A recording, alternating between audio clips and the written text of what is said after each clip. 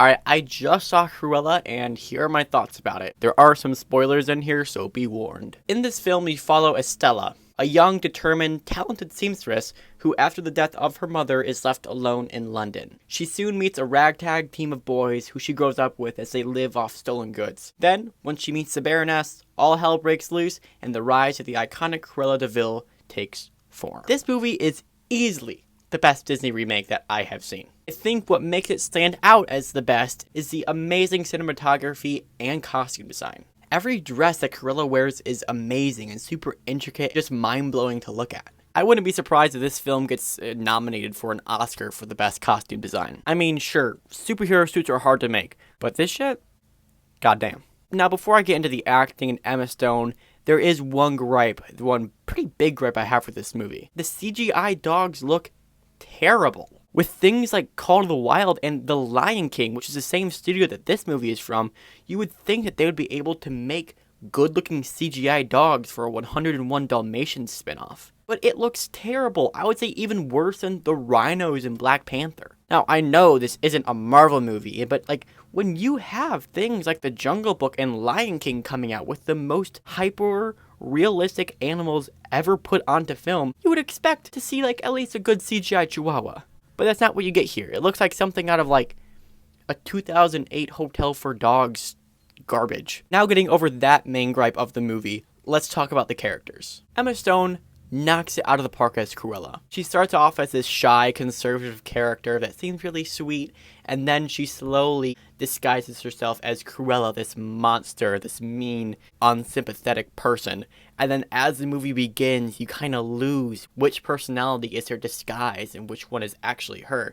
And at the end, you know, Estella, this character we were introduced in the beginning of the film, is dead.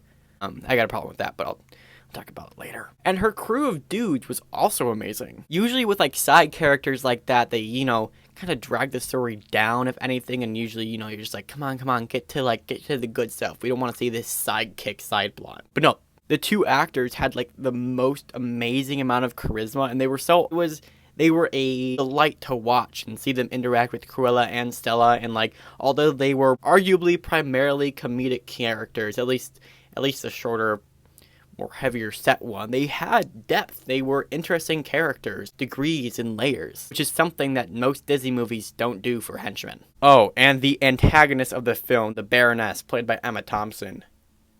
Frightening. You hung off of every word she said, and you didn't know, like, there were so many different meanings to every sentence she said. Like, you could take one word she said several different ways, and that's what's made her character so intimidating. Before I went to see this film, I've heard some stuff, and I heard that the Baroness was really good, but I didn't really know what to expect. Like, what, is she gonna be like Thanos? Is she gonna, like, kill people? But, you know, like, she's not gonna have an Infinity Gauntlet. The way, like, she words things, you don't know whether she's, like, joking or kidding or serious or not serious. It's really fascinating to watch their, you know, Cruella de Vil and this new Baroness character's interactions. And although this is technically a villain origin story, I would argue that the villain of the villain origin story is better than the villain of the Whoa. And my other main gripe, besides the CGI, has to be the ending of the film. So before I explain why the ending makes me so mad, throughout the film there were these super intricate heists, and you know, everything was planned out. The moth, everything was so intricate and smart, and you were able to understand that this is like, they are thinking about this. This is logical. This is like evil manipulation and thinking through. However, okay, I'm just going to walk you through the ending, and you tell me if this makes sense. From the time from where the Baroness was taken from her backyard to the front yard, Cruella was able to fall off a mountain, parachute down into a boat that just happened to be staying still in a raging river, and then she was able to paddle all the way up to the other side of the mountain. While she was doing that, take off her current makeup, put on a whole new face of makeup, put on a different wig and an entirely completely different dress, make it up the side of the mountain in a car, and then present herself. That was all done within maybe the minute that it took from the Baroness to go from the backyard to the front yard. And see, this wouldn't bother me so much if, like, the whole movie was kind of, like, not really based on reality. Cruella got away with much more intricate and well thought out heists. them just kind of like ignoring this huge piece of information doesn't make sense to me. However, this is still a really good movie, and if you haven't checked it out, I highly recommend it. I mean, you could rent it on Disney Plus for $30, or you could just go to the movie theater and spend $10. Your choice. I saw in the theater. I mean, with a movie like this, I think maybe go spend your money on A Quiet Place 2 and wait for this to come out on Disney Plus for free. I don't know. It's up to you. Your choice. But I give this movie a 76 out of 101 Dalmatians, or 7 out of 10.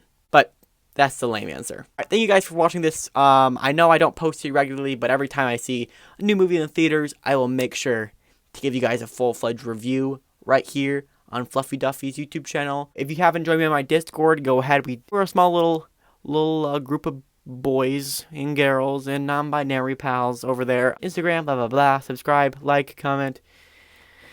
Do the jazz. That's all. Thank you guys for watching.